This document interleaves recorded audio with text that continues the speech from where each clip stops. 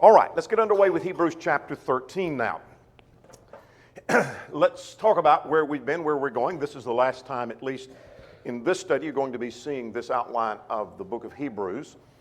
And so hopefully this is fixed in your mind. And what outlines do for me, and we'll talk more about this in the hermeneutics class, what this does for me is when I get a picture of the book, like Hebrews, two major sections, that when I hear someone preaching about it, or I'm referencing a passage, or I hear someone mention, for example, Hebrews 5, I know where it fits in the bigger picture. Make sense?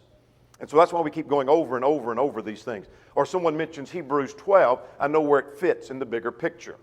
All right, here's what happens in the book. We have two major points. Christ is the way, and don't give up. This is being written to those who are under severe persecution, and the pressure is to go back into Judaism. That's important for some things we see in chapter 13 in a moment. And the first major section is talking about Christ being the way. We looked at the superiority of his person. He's superior to prophets, angels, and Moses. Superiority of his work, we saw his priesthood, his covenant, sanctuary, and sacrifice is superior, and therefore you're on the right course. We're now in this section and finishing it up concerning don't give up, concerning keeping the faith, examples of faith, the endurance of faith. And chapter 13 simply deals with the performance of faith. We'll talk about how that works in a moment. Let's review the first 12 chapters, and then we will get underway with chapter 13. Chapter 1, what was it about?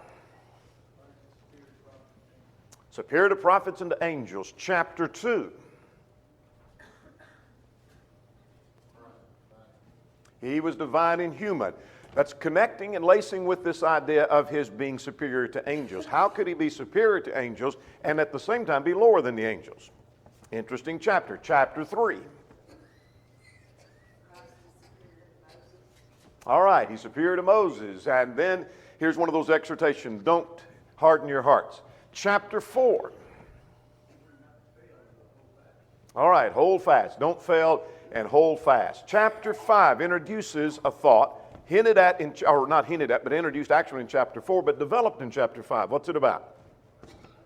All right, yes, Christ is a better high priest. Chapter 6 doesn't deal with that because it is an interlude that deals with encouragement to go on to maturity, which he had mentioned in chapter 5. Chapter 7 goes back to superior high priest. The priesthood of Christ is far superior to the Levitical. Chapter 8. Yeah, better ministry and better priesthood. Chapter 9. Yeah, here's a contrast. That the first covenant is a type of the new covenant. Chapter 10. All right, this is where we shift gears. There are sacrifices. That's still dealing with the first part of the book. The rest of the chapter, starting in verse 19, is dealing with exhortation. Chapter 11 ought to be simple for us because we all know chapter 11 deals with faith, examples of faith. Chapter 12, last time. All right, has to do with the exhortation to have that same kind of faith and therefore endure. Question number 1 for today is, what's the main thought of this chapter? You've read it, somebody asked you, what's our lesson about today? What would you tell them? Say again. Final exhortation. All right, good. Anything else? Conduct of a Christian, Ricky? Say again. Respect for your leaders. Good. All of that is indeed correct. I call it some final and practical exhortation that fits with everything, comments that have just been made. Some miscellaneous exhortation. It's kind of a wrapping up at the end. Here's some miscellaneous things that have to do with living faithful and being the people that God would have us to be. Question number 3. We'll skip 2 for the moment. How does this chapter encourage those to whom it is written?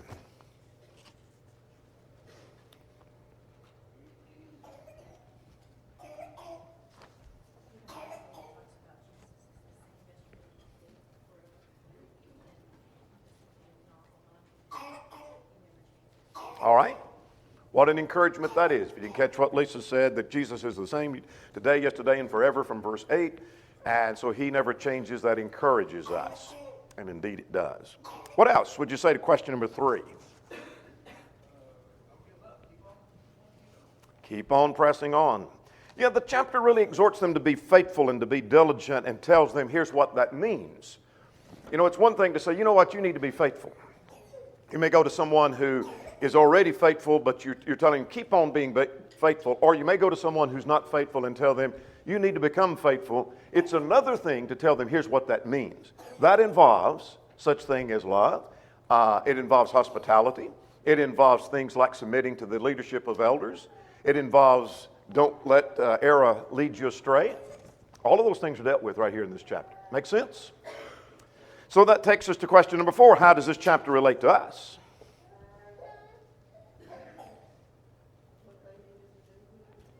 All right. Same thing. We need to be faithful, and this passage tells us not only that you need to be faithful, but here's how you do it. Here's what's involved in that. All right, here's what's going on in the chapter. I call it simply some final and some practical exhortations. Miscellaneous things kind of grouped together. This kind of reminds us of Proverbs a little bit, where there's just a whole bunch of miscellaneous important things just kind of bunched together. So here's some personal responsibilities, verses 1 to 7. Then he talks about continuing in the service of Christ. That gets to be, by the way, a summary of the book. If you want a summary of the book, what does this book, what's it all about? This section 8 to 16 is the summary. And then we have 17 to 19 duties toward elders and others.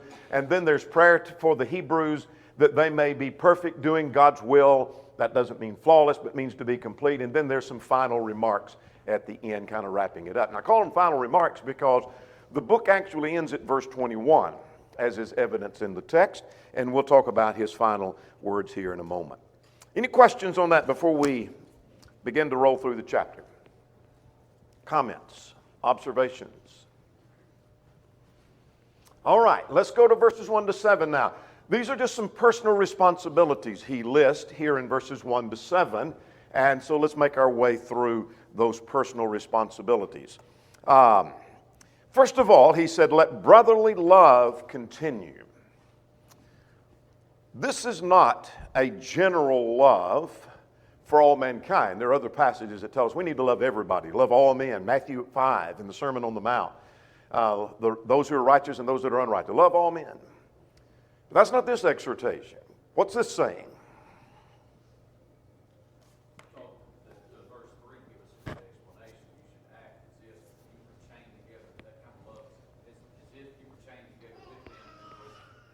All right. Yeah, I want to come back to that. This is a love that we have for our brethren. It's the word Philadelphia.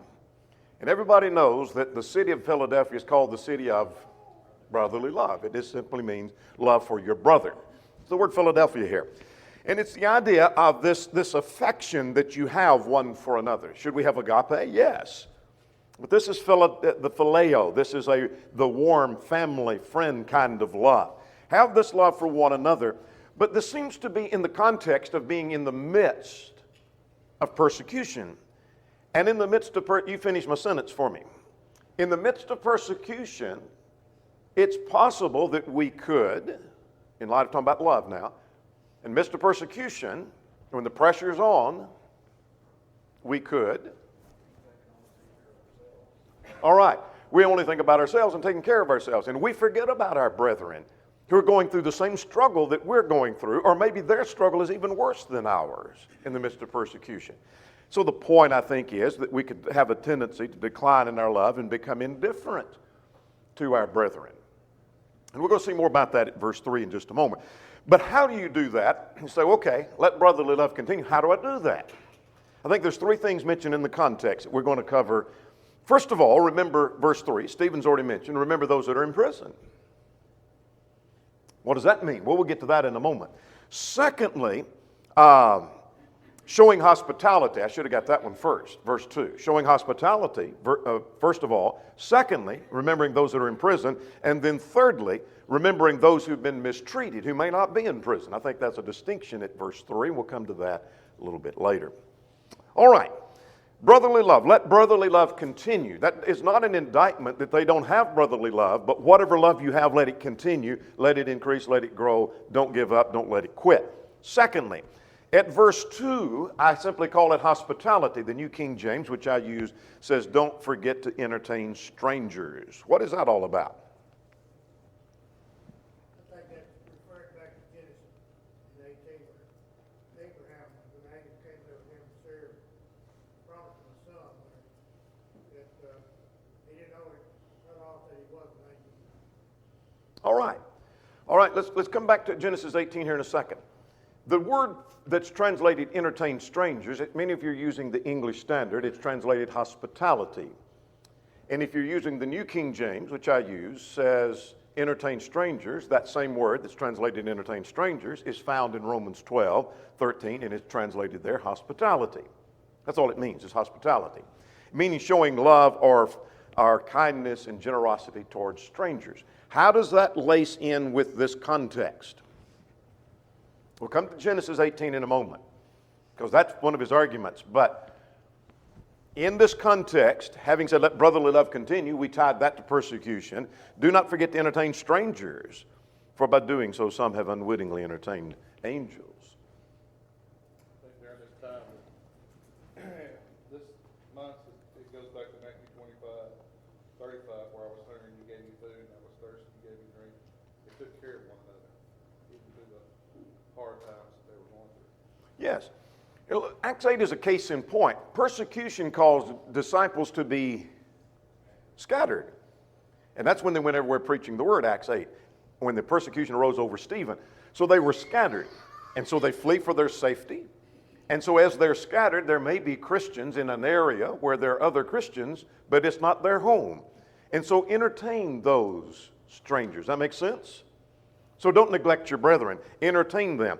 Now, at the end of verse 2, by doing so, some have unwittingly entertained angels. And that seemingly is a reference to Genesis 18, where Abraham did that very thing. And at the time, he did not know these men were angels. So he's entertaining, showing hospitality to some, but at the moment, he did not know these were angels of God. And so what's the point to us? Are we going to be entertaining people and say all of a sudden, wow, I didn't know these guys were angels? That's not the point. I think the point is, by showing hospitality, we may not realize the great blessing we're going to end up receiving from that. Make sense? I don't normally ask for a show of hands, but how many of you have had guests into your home, particularly Christians? That's what I want to focus on. You've had Christians into your home. They either spent the night, you either had them for a meal and you visited for a while, and after that, the benefit you gained from that far exceeded the trouble and the expense. Does that ever happen? Many, many times that happens. When we have, because being a preacher, when a preacher comes for a meeting, often they stay with us. And so you have a preacher and his family sometime. The whole family may come and stay in your home for a week. And that costs some money, that takes some trouble, getting the things ready and entertaining them through the week. But when it's all over, the benefit and impact it had on our family far exceeded any trouble. Does that make sense? Far exceeding. Some of you have done the very same thing. Let's move on. Thirdly, he mentions, remember those in prison. What's that about?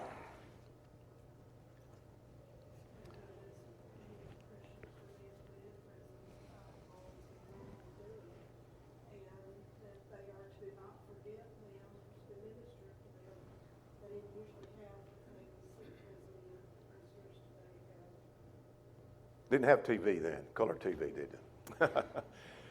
That's true.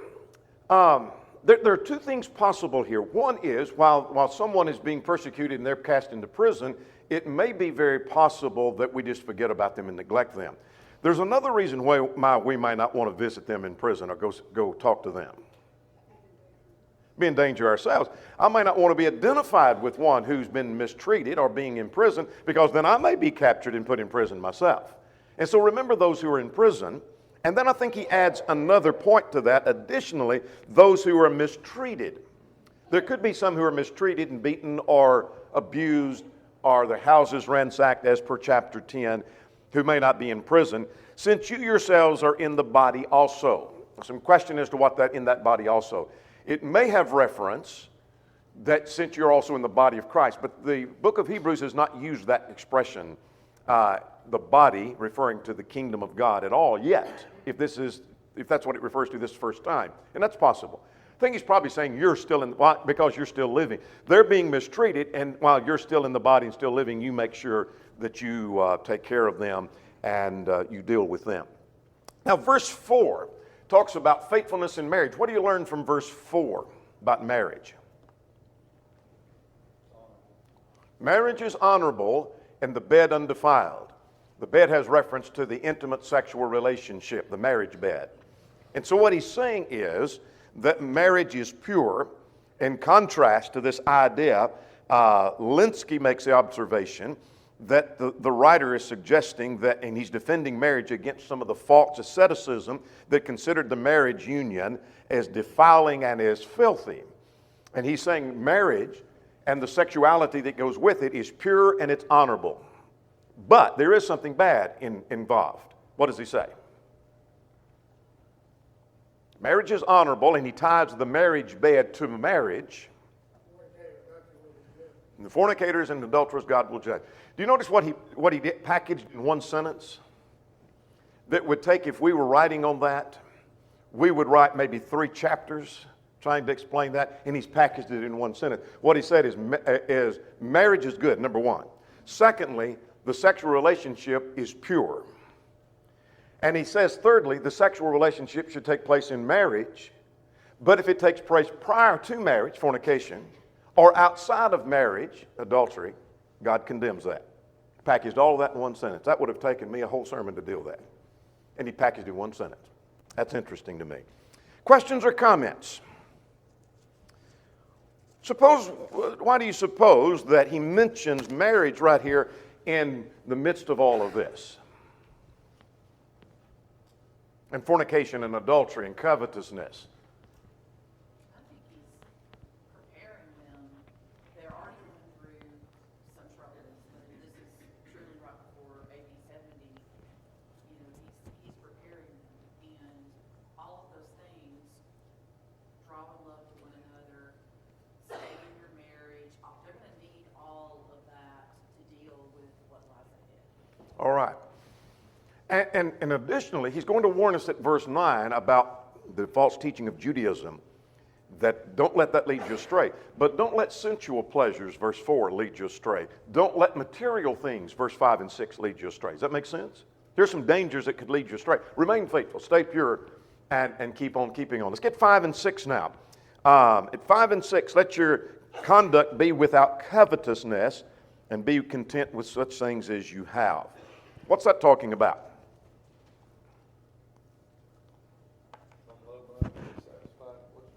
Yeah, the English Standard says be free from the love of money. The American Standard says something very similar to that.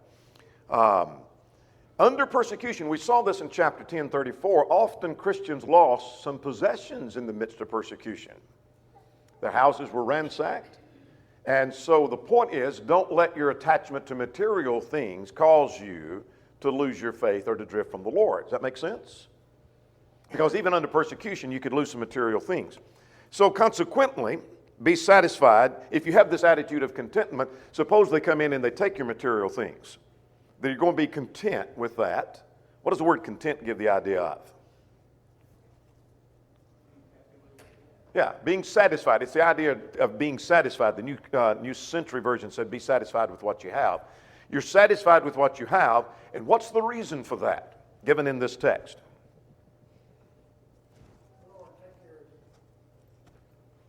All right, the Lord will take care of us. Yes, look at, for the Lord himself has said, I will never leave you nor forsake you. Where's that from? All right, and then the next verse. What does verse 6 say?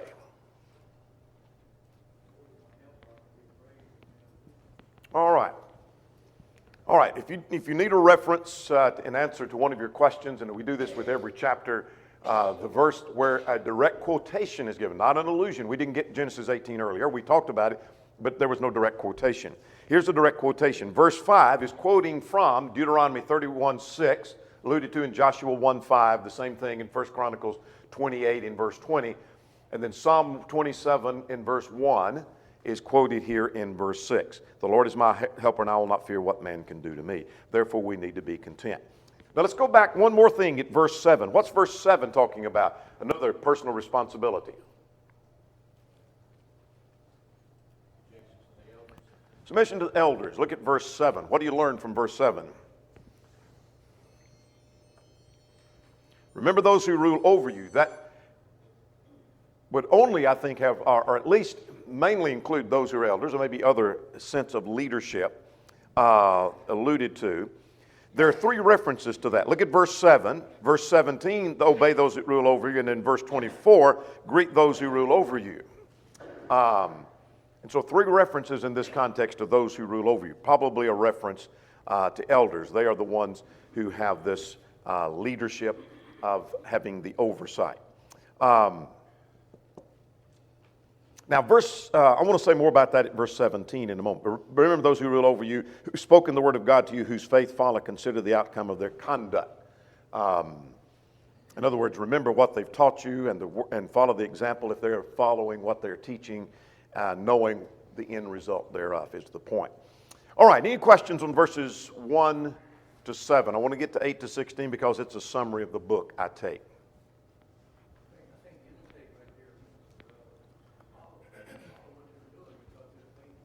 All right. Follow the example. Those who lead ought to be setting the right example. All right, now verses 8 to 16 talks about continuing in the service of Christ. That's really the point of the book, and especially the point of the second half of the book. The first 9 chapters, or actually through chapter 10 and 18, is the foundation on which he drives this point home. So the whole point of the book is don't give up, keep on keeping on. Here's a summary of that. Now, he starts in verse 8 saying Jesus is unchangeable. He's the same yesterday, today, and forever. So because Jesus is unchangeable, and you know he's superior to Moses, you know he's superior to angels, superior to Abraham, superior to Joshua, he's got a better high priest. His priesthood is better than the Old Testament priesthood. And he hasn't changed. He doesn't change. Unlike leaders, even in the church, who may change, Jesus never changes. Make sense? So you keep following him. Don't give up. Now, beginning at verse 9 through verse 14, he's telling them to make a clear break from Judaism. Because that's now he doesn't mention Judaism. You say, I'm looking and I don't see Judaism. That was the context, historical context we're dealing with. So what does he say at verse 9? Don't be led away by strange and perverse teaching. Yeah, don't be led away by strange doctrines. Anything contrary to the doctrine of Christ is a strange doctrine, isn't it? So don't be led away by that. Specifically in the context, he's talking about Judaism. So don't be carried away by error. Don't let the teachers of error lead you astray. So how did he try to prevent that? By establishing Christ is the right course. He is superior. All of his evidence given in chapters 1 through chapter 10, 18, and the rest of it is saying keep on that course. Now let's get 10 to 14. My fonts got messed up there, but that should say Jerusalem in quotations. You must leave Jerusalem to go to Christ. Why do I put Jerusalem in quotations? Had a lot of faith in Jerusalem, in that city. You would see that today. Jews think that the Lord's coming back to Jerusalem. All right. Good point.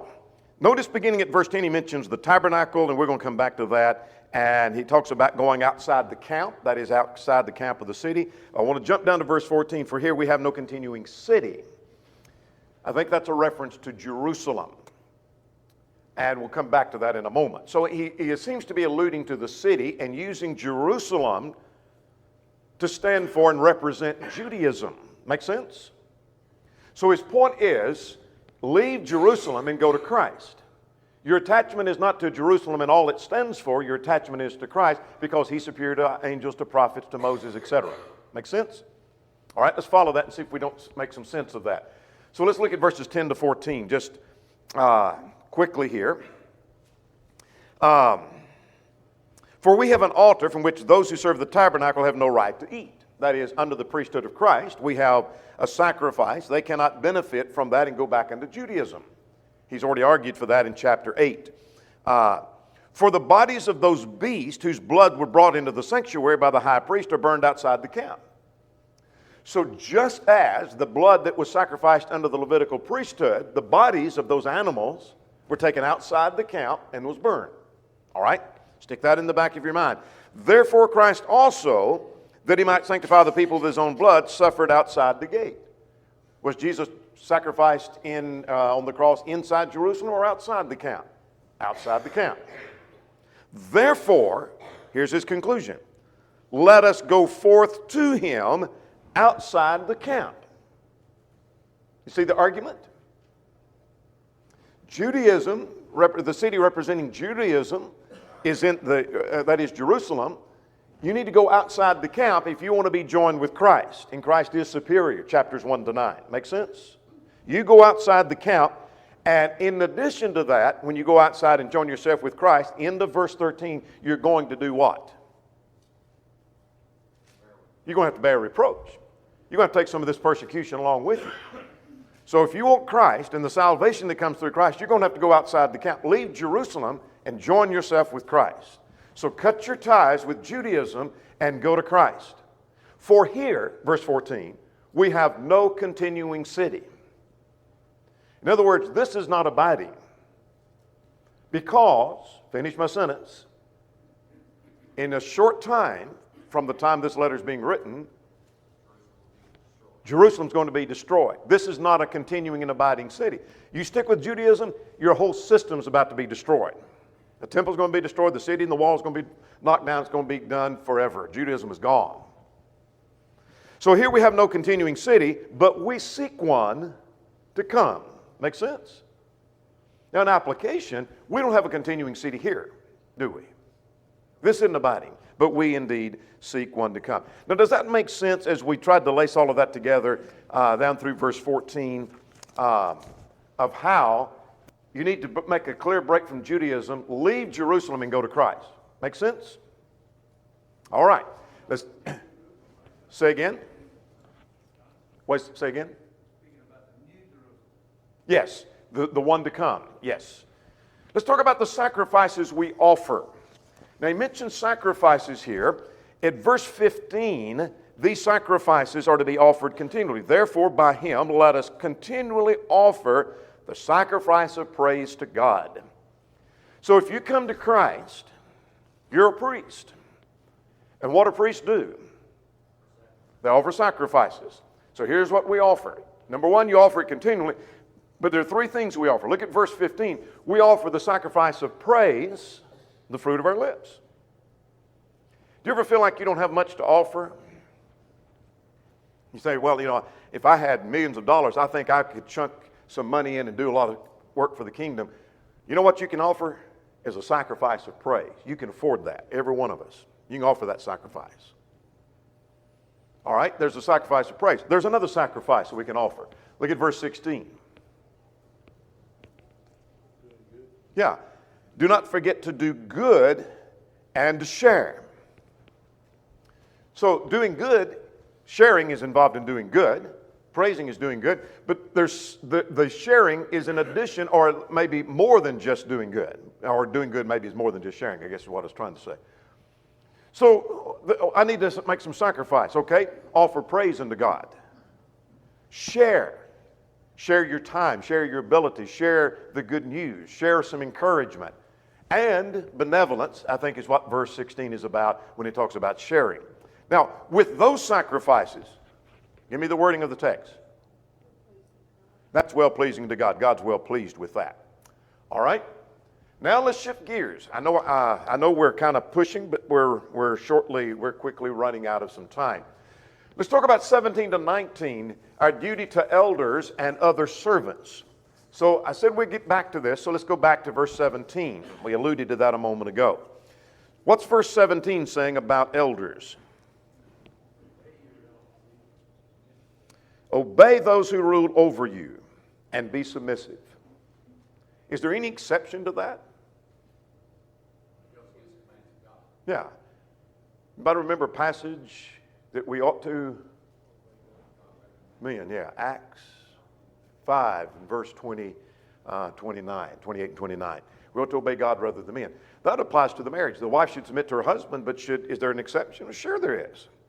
She ought to obey God rather than men. Same thing, if elders are leading in the wrong direction, you disobey the elders. But otherwise, we ought to submit to their leadership because they're leading not in making laws, but they're leading in areas of judgment. Yeah. If they're making laws, they're not leading right, are they? If they're making God's laws and changing God, that's not what they're supposed to be doing. Now, at verse 17, why do we submit to them? For they watch for your souls. You might underline that. Particularly those of you that may someday be elders in the future. This tells you the real work of elders. They have oversight, but they're watching for souls. They're not mere checkbook elders. What's a checkbook elder? Eldership that's checkbook elders. Does that mean anything to anybody? I think that would be an elder that's more in a deacon position, just paying bills, writing checks, and overseeing financial. Okay. What I mean, and that's an expression brethren have used through the years, checkbook elders, meaning they're more interested in the spending of the money and making decisions about the material, making decisions about the building, about finances, etc., who we may support. But then here's somebody that's drifting, or here's somebody that's in sin, or somebody that's in error, and we ain't got time to deal with that because we're making decisions about other things. Does that make sense? Elders' primary job, while they have oversight of other things, their primary job is, you tell me the wording of this text. Watch for souls. Watch for souls. And so that's why to be submissive. They're watching, if they're doing their job, they're watching for souls. Now, as those who must give an account, who's giving an account in this text? Do what? Both, yeah. But in this context, he's talking about elders give an account. In other words, elders may come to you and say, you're going to give an account for the way you're living. But that elder is going to have to give account for how he handled people. Which means that's quite serious. Good point. Let them do it with joy and not with grief. What does that mean? All right, yeah. It is a joy to lead people who want to be led. It is a grief when somebody don't want to be led. And just as a footnote, as a rule, this church knows what it means to submit to leadership because they're easy to lead. Makes the work easy. I want to tell you, I've seen elders who are frustrated because they're dealing with a herd of cats that don't want to be led. And that is frustrating and grieving. And so be the kind of person. Now, let's go verse 18 and 19. Let's see if we can make our way to the end, close to the end of the chapter. His prayer is to pray for Paul and for others. Pray for me, and that is Paul, if he be the writer of the book, and I think he is. Pray for us, for we are confident that we have a good conscience in all things, desiring to live honorably. I especially urge you this, that I may be restored to you sooner. So what's his prayer request? Basically two things he mentions. Pray for me because I have tried... I've tried with every good conscience to do what was right. And his prayer was that he may be restored to them sooner, that he may see them before too long, to reestablish and reconnect that bond. Now then, let's move on to the next section. His prayer for the Hebrews is that they may be what? 20 and 21. I'm looking at verse 21 in interest of time. His prayer was that the God of heaven may make you complete. Some translation use the word perfect. It is the same word that is translated mending and mending your nets. What do you do when you mend the net? You're putting it back in its original condition. It has a tear or a hole and you're trying to mend it, put it back. And so you make it complete. It's incomplete when it's torn. You put it back and make it complete. So the prayer is, I want God to make you complete. And in other words, it's the idea of doing what God's will involves. And I want you to keep growing and maturing. It's an allusion, I think, to the fact they need to keep growing. He'd said in chapter 5 they were lacking maturity. So my prayer is that you may grow and that you may mature and reach that perfection that I've been talking to you about in chapters 5 and 6. Now then, let's finish up by looking at the final remarks. What does he say in in verses 22 to 25?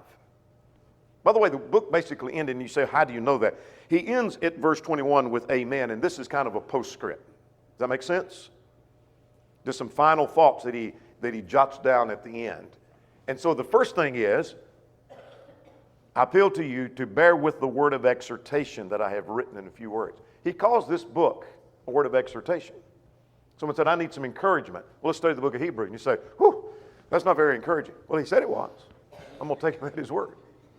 Supposed to be, wasn't it? What do you learn from verse 22?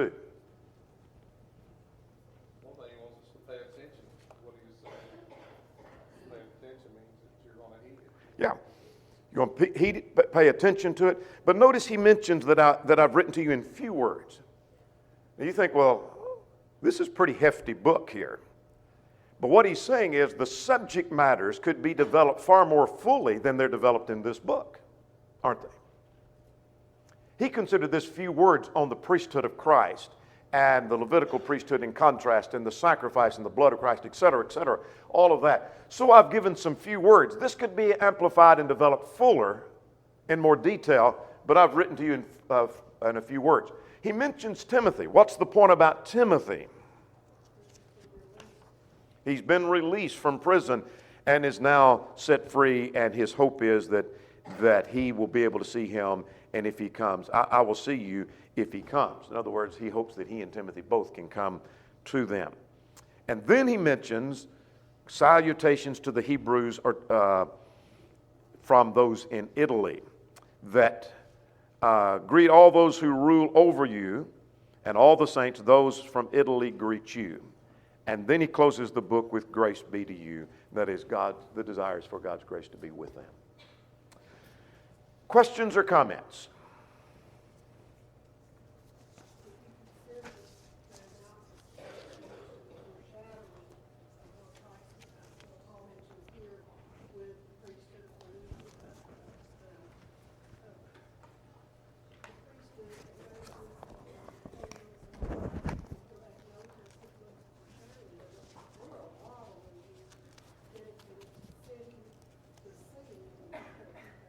Good point. Good point.